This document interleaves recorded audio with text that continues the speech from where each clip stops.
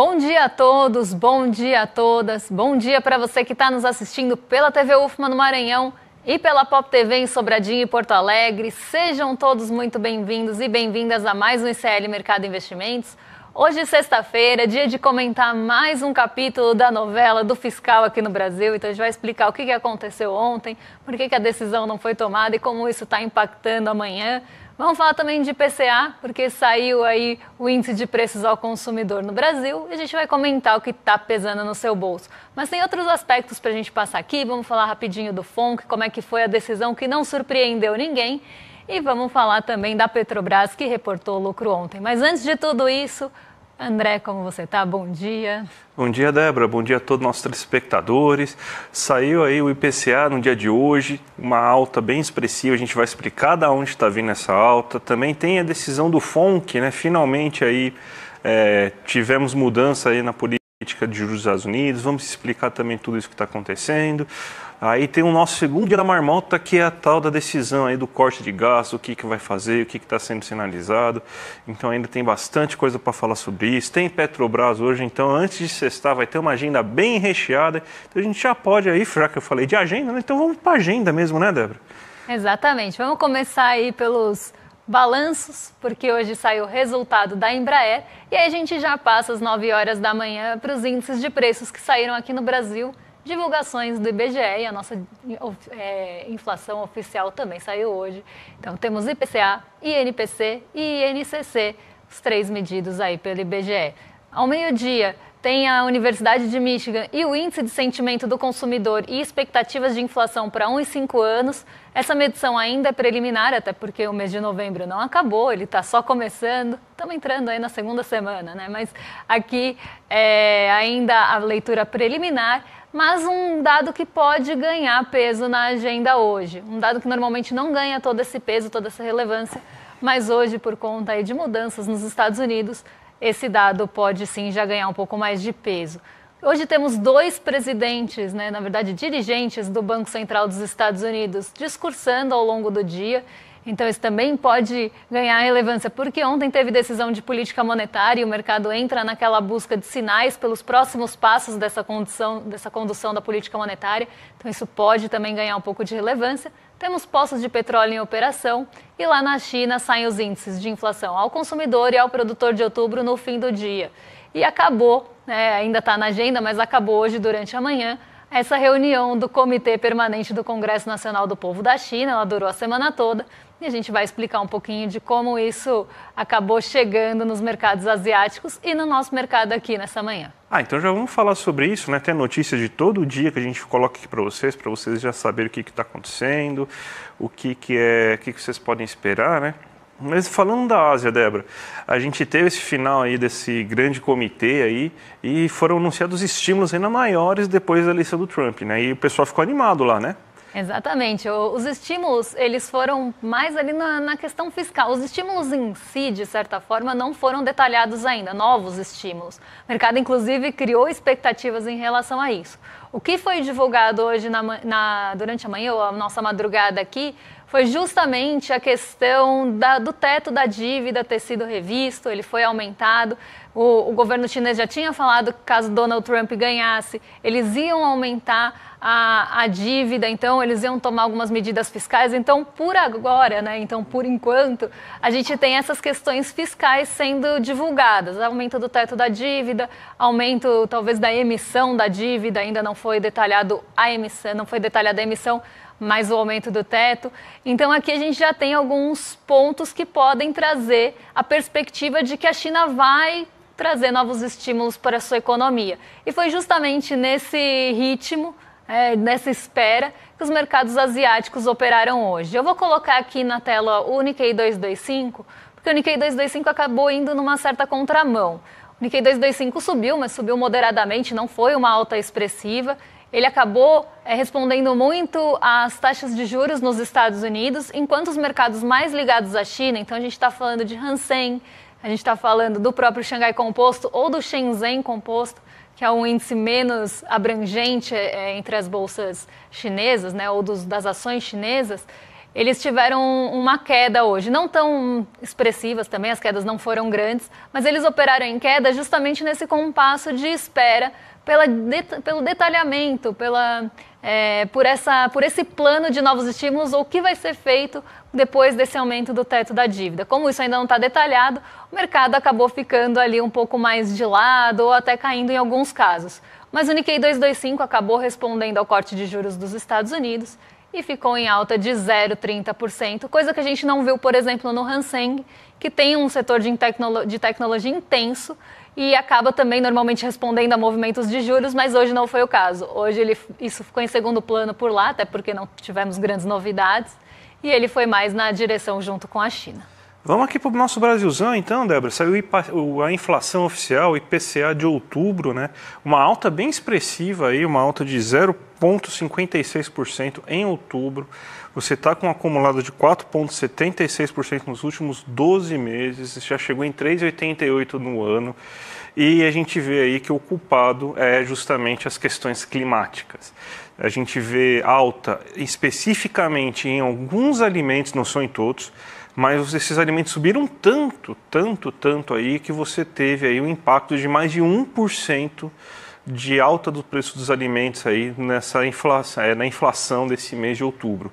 E quem subiu mais ainda foi justamente o grupo habitação, que também subiu quase 1,5%. Por causa da energia elétrica. A gente tem aqui um gráfico aqui para mostrar para vocês de quais são os impactos aí que a gente demonstrou aí que foi o destaque aí desse mês de outubro, né? Então a gente vê, ó, arroz você teve queda, feijão, batata, cebola, hortaliças, frutas. Esses aí são alimentos que você teve queda nesse momento aí, né? O tomate sofreu um problema sazonal. Mas você vê que a alta do alimento, ó, está justamente levada aonde? Carne e café, basicamente. A gente acabou não colocando. Leite derivado também, 1,3%. Então, o que está acontecendo? Justamente, são alimentos que são produzidos nas áreas que você teve maior desmatamento, que sofreram mais com a estiagem, onde pegou fogo em setembro. Então, né, como a nossa querida amiga Kendi vai voltar a aparecer aqui, né, quem diria que colocar fogo na Amazônia seria uma boa ideia, né, porque olha o efeito aí que está dando no preço. A gente já tem agora alimentos aí bem específicos, mas subindo muito, o que está pressionando a inflação geral. Então você está pagando mais barato na batata, no arroz, no feijão, você está pagando mais barato aí na cebola, na cenoura, você está pagando mais barato nas hortaliças, nas frutas. Só que olha quanto você está pagando a mais na carne. Porque o boi não tem onde comer. Pegou fogo no lugar que o boi está morando, então não tem como o boi está ficando magro, o boi não tem o que comer direito. Aí está aumentando o preço da carne. O café moído, né? A gente teve que essas zonas aí de queimado foram justamente o sul de Minas e o norte de São Paulo. O que se produz lá muito? Cana e café. Então você já tem uma procura global maior por café, a gente está exportando muito café e está faltando um café nesse mercado. O boi também produz leite, tá? Esse aqui que você tem uma queda, uma alta no preço aí do leite, porque está ficando aí mais caro e o leite está vindo menos aí da vaca, né? Então esses aí são os principais fatores que atrapalharam na questão dos alimentos. E o grande destaque negativo justamente fica aqui com a energia elétrica residencial, né? Não precisa ainda vir aqui agora, fica tranquilo, gente. Voltamos para o outro ainda. Então a gente tem o quê? A energia elétrica residencial também sendo aqui um dos grandes fatores, 4,74 de alta no mês. Por quê? Porque a gente teve bandeira 2 em outubro. A gente teve agora, no dia 1º de novembro, que a energia elétrica vai ter uma deflação bem significativa, porque ela foi para a bandeira amarela, ela estava em bandeira 2 tipo 2, ou seja, ligou todo o sistema emergencial das termoelétricas brasileiras. Agora, boa parte desse sistema foi desligado, a gente já está com um volume de águas maior, então você não diminuiu a estiagem, então está mais barato agora produzir energia elétrica, isso vai ter um impacto na inflação no próximo mês. Mas para esse mês a gente teve essa alta. E combustíveis dessa vez não atrapalharam em nada, na verdade foi fator deflacionário. Então, quem é o culpado da inflação é justamente os problemas climáticos aí. Mais uma vez, a gente vem alertando aí, desde que começou aquelas queimadas lá no mês de setembro, que isso ia ter impacto, principalmente em alimentos específicos e na questão da energia elétrica. A gente falou isso, aí se quem quiser reprisar, é só ver que a gente já está avisando faz um tempo, né, Débora? Exatamente. Para quem assistiu a gente em outros momentos, teve até alguns programas que a gente trouxe o mapa ali da produção de alguns alimentos para mostrar justamente isso, que onde esses alimentos são produzidos eram as áreas afetadas principalmente pelas queimadas e que isso ia começar a pressionar a inflação. Inclusive o cafezinho aí já é uma preocupação global há algum tempo, né? Já vinha sendo alertado inclusive em portais internacionais, porque a gente tem um papel muito grande na exportação do café e isso acaba também afetando a economia e os preços de outros países e essa questão do café já estava sendo discutida. Mas um ponto que eu queria trazer aqui também é que a gente precisa pensar, quando a gente está falando de bens que são produzidos e exportados também, então tem ali um mercado interno e um mercado externo, a gente tem que pensar, né, que o produtor daquele bem, se ele tiver a oportunidade de vender para o exterior em dólar, e agora com um dólar mais apreciado, com um dólar mais caro, ele vai fazer isso. E ele não vai ser bonzinho de praticar um preço menor aqui. Então, se ele vende, exporta em dólar, ele talvez também suba o preço aqui, porque senão ele venderia toda a produção lá fora. Ou deixa também uma disponibilidade menor para a produção interna. Então, a gente tem que pensar nesses pontos que também vão trazer, além da inflação ao produtor, alguma pressão inflacionária aqui, de certa forma, por conta do câmbio, né? Então, a gente não pode deixar esse fato de lado. Mas vamos ver aqui o que os grupos, né? Como é que os grupos se comportaram nesse mês? Então vamos ver se a feira, o açougue, o mercado ficaram mais baratos. André, conta pra gente. O açougue foi o vilão, né? Tá faltando boi no Brasil mesmo, sempre. Aliás, o boi está com pior qualidade, então a carne está mais cara. Então você vê, 3,61% de alta no mês. Então é muita coisa. Isso daí fez com que o açougue que estava em queda, inclusive, estava quase no 0 a 0 no acumulado 12 meses, já tivesse uma alta aí de 6,24%. A feira caiu mais um pouco. A gente viu aí que hortaliças, leguminosas, frutas tiveram queda, então a feira está caindo. A feira foi o grande problema nos primeiros meses, a gente está em 1,56 agora e acumulado no ano 8,36, ou seja, ainda está alto se a gente comparar nos últimos 12 meses, mas esse valor aqui já chegou até 20%, então a gente está tendo uma queda aí no preço da feira. Os boletos, o mercado, que aí a gente junta a feira, aí junta também, porque é o supermercado que você faz aí no fim de semana, tem produtos de limpeza, tem alimentos industrializados, tem os alimentos que você compra na feira, no açougue. No geral, ele subiu 0,97%, muito puxado aí, principalmente pelo preço do açougue, né? E aí você tem, então, 5,33% de alta nos últimos 12 meses. Os boletos teve uma alta de 0,79%, e lembrando que boa parte dessa alta dos boletos cresceu justamente porque cresceu o preço da energia elétrica. Então, isso daí fez com que você tivesse, então, agora os boletos pressionando em 6,16% no acumulado do ano. E o lazer cresceu bem também, 0,71%. Mas olha como está o acumulado do ano deles, 3,97%, é o mais baixo. É só nessa parte aqui que você vai ter a Selic atuando. Então, a gente está tentando aí, usando uma bomba atômica para afetar basicamente o que está dando menos problema, enquanto o resto aí não é afetado pela Selic, né? É a percepção de que as coisas ainda, por exemplo, fui no açougue, as coisas estavam caras, a inflação não está caindo, ou aqui no caso ela acelerou, mas aqui a gente tem que pensar nesse ponto, onde atua a Selic? Aqui, né? Nos 3,97, que inclusive estão abaixo da média dos 12 meses, é o único que ficou abaixo da média. E é aqui que a Selic vai atuar, o resto vai continuar pressionando o bolso. Então, é por isso que a gente fala que a percepção da inflação de cada um é diferente da apresentada pelo IBGE, que tem todas as suas ponderações, tem seus grupos, tem cestas, às vezes, diferentes de consumo.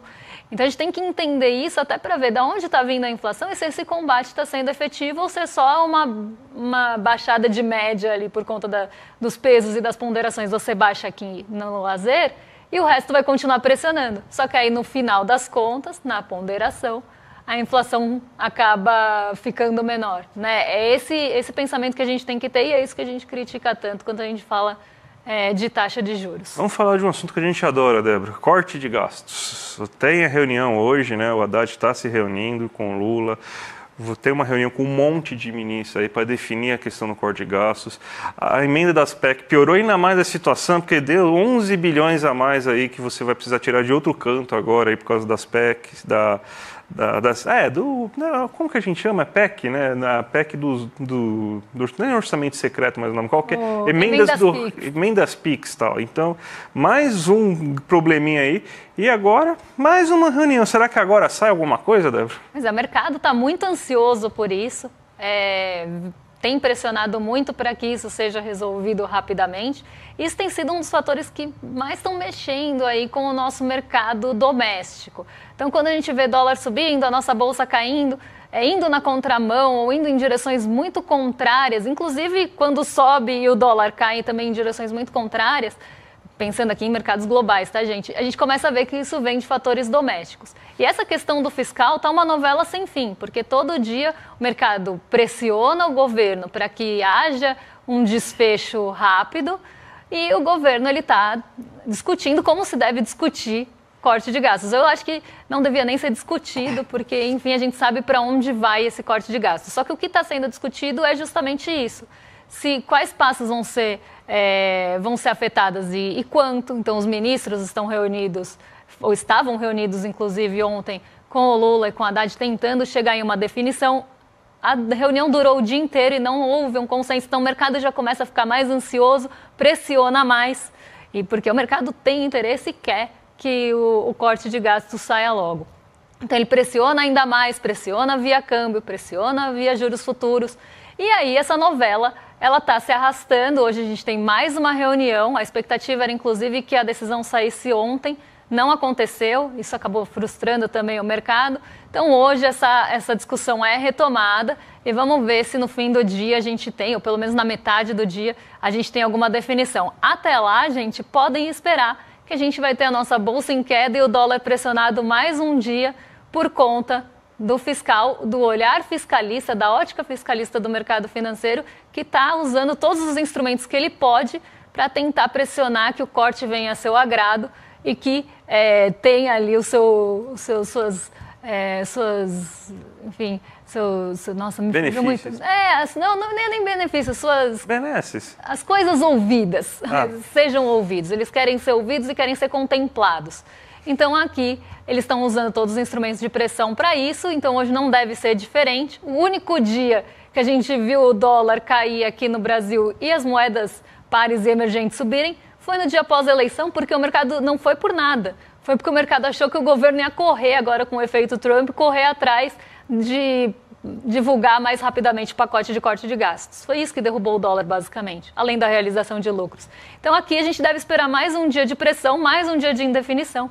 E quando a gente tiver o final dessa novela, pode deixar que a gente vem contar para vocês. Isso em dia que sai resultado da Petrobras com um lucro gigante, mas mesmo assim o mercado não vai fazer a bolsa cair, beleza.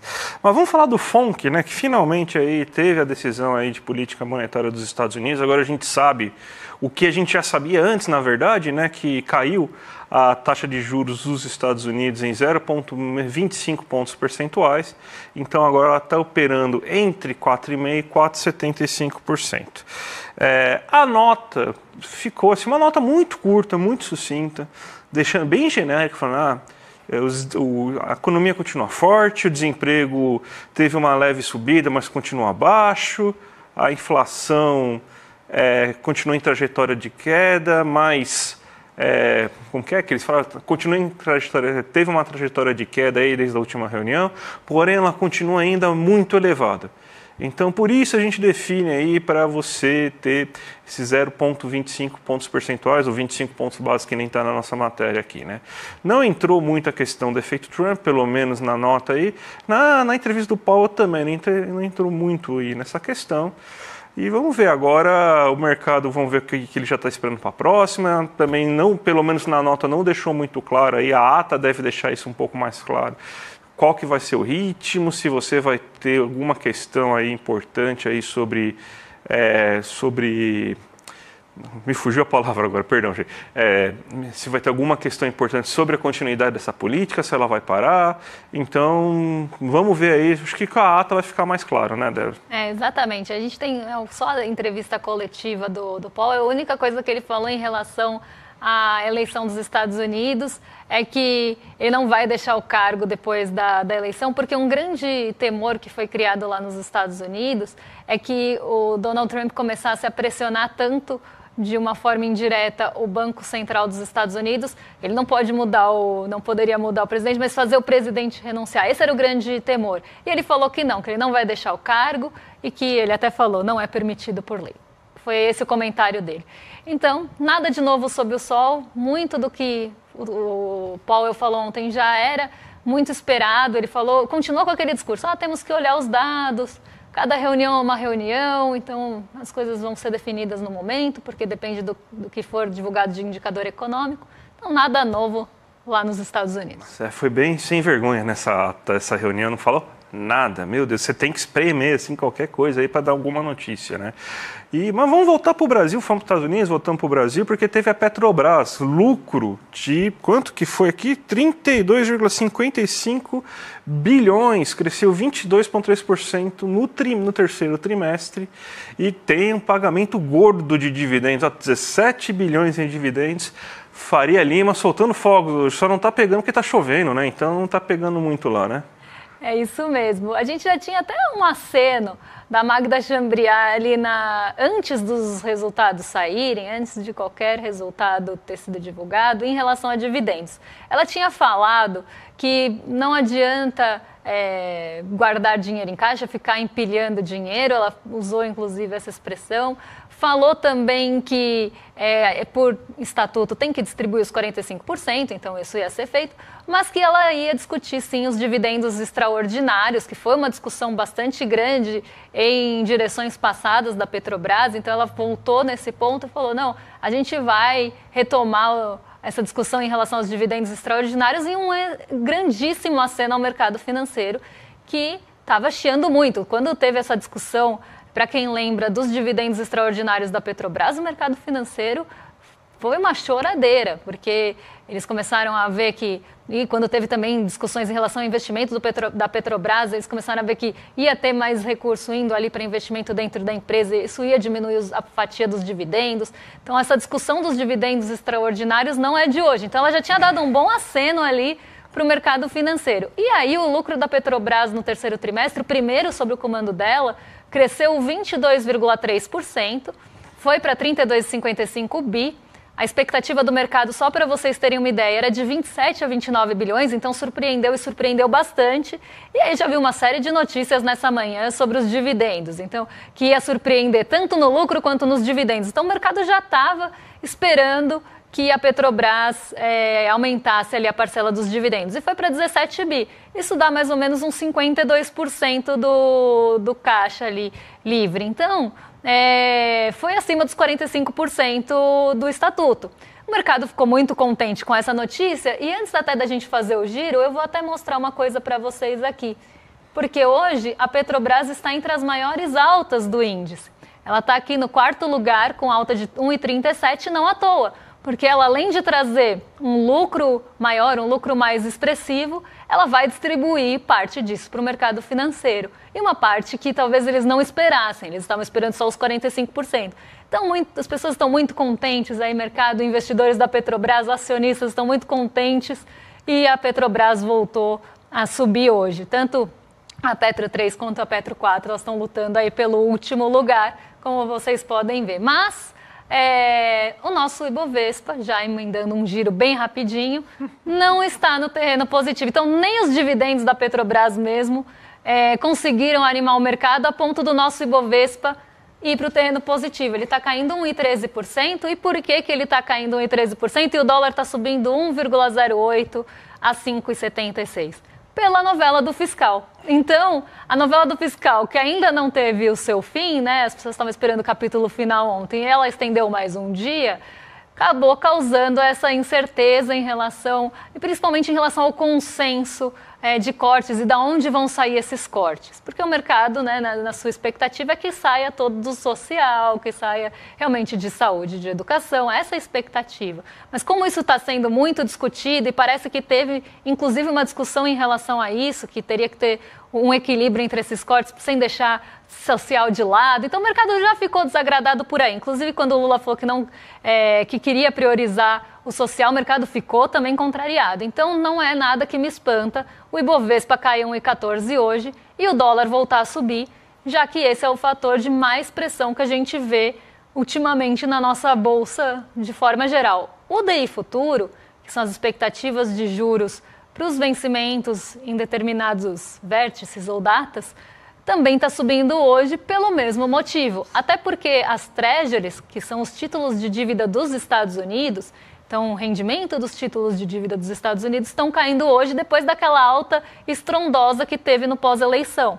Então, depois que subiu tanto, as treasuries elas também chegaram em um ponto que elas começaram a sofrer realização, e hoje, e ontem também, estavam em queda. Então, essa tendência já não é de hoje.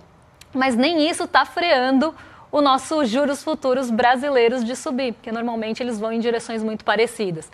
Então, um dia bem voltado aqui para o cenário doméstico. Não importa o que sai de notícia hoje. Podia sair um IPCA maravilhoso, podia sair, a Petrobras podia distribuir mais dividendos, a gente podia ter um dia totalmente agradando o mercado que, se o fiscal não for resolvido, que hoje é o que eles colocam na centralidade, nada ia animar o mercado. Parece que esse risco fiscal pintado, André, é maior do que qualquer outra notícia aqui no Brasil. Não, isso é uma coisa assim que eu achei interessante, que é o seguinte, eles não estão mais falando que corte em gasto social, eles deram uma roupagem nova, sabia? Agora sim, temos que eliminar, temos que reduzir as despesas obrigatórias do governo. Ou seja, vamos matar a Constituição de 88, que é a mesma coisa que vamos acabar com gasto social, mas eles estão chamando agora de despesas obrigatórias para deixar mais bonito, né? Porque ele fala assim, a gente quer matar pobre e não dá tão certo, né? Às vezes dá, né? A gente sabe que o público está ficando difícil, né? Exatamente. Mas é isso, gente. Hoje é um dia bem esperado mesmo no mercado e sem grandes novidades. Não teve corte de juros que animasse, não teve treasuries que animasse. Hoje o dia vai ser mais negativo mesmo, a não ser que o pacote tenha alguma divulgação e anime realmente esse mercado financeiro que está difícil de agradar. Bem, vamos sextar então.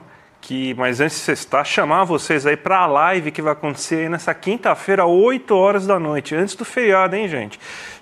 Temos feriado, existem feriados, primeiro feriado, segundo semestre, então já aproveita, ó, e vem aqui ver, ó, quinta-feira, 8 horas da noite, é 14 de novembro, já fazer esse esquenta aí, que vai ter a aula O Segredo das Vendas e da Persuasão, como construir histórias que engajam e convencem. É a aula mais procurada do Edu, no nosso Empreendedor Mestre. Então essa vai ser o lançamento da terceira turma do Empreendedor Mestre e o Edu decidiu aí que colocar a aula que o pessoal mais comenta, mais pergunta, o sucesso aí das aulas do Empreendedor Mestre. Então ele vai mostrar aí de graça para vocês essa aula inaugural aí e vocês venham ver que é imperdível. Todo mundo aí que vê essas aulas do Empreendedor Mestre amam. Então, gente, de quinta-feira às 8 horas da noite, 14 de novembro, entra aqui, iclmercado.com.br e se inscreve, deixa lá pega lá o sininho lá do YouTube, que vai valer muito a pena, né, Débora?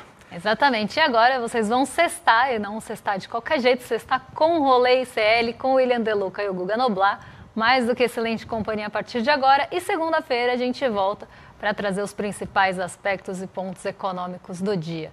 Um beijão e até lá, pessoal. Até mais, gente. Tchau, tchau. Você já ouviu falar da Jornada do Herói? Pois é, ela foi descrita por Joseph Campbell, um dos maiores escritores do nosso tempo, e ela inspirou filmes como Guerra nas Estrelas, Senhor dos Anéis, Indiana Jones, Rocky Balboa e tantos outros que fizeram um sucesso de bilheteria enorme. Filmes onde a gente se conecta com o protagonista e parece que nós estamos vivendo aquilo. Pois é, aprender a jornada do herói nos ajuda também em vendas, nos ajuda a persuadir outras pessoas da nossa causa, do nosso produto. Uma aula que vai acontecer ao vivo e online no dia 14 de novembro. O título da aula, Os Segredos da Venda e da Persuasão. Como contar histórias que vendem e convencem. Um abraço e até lá!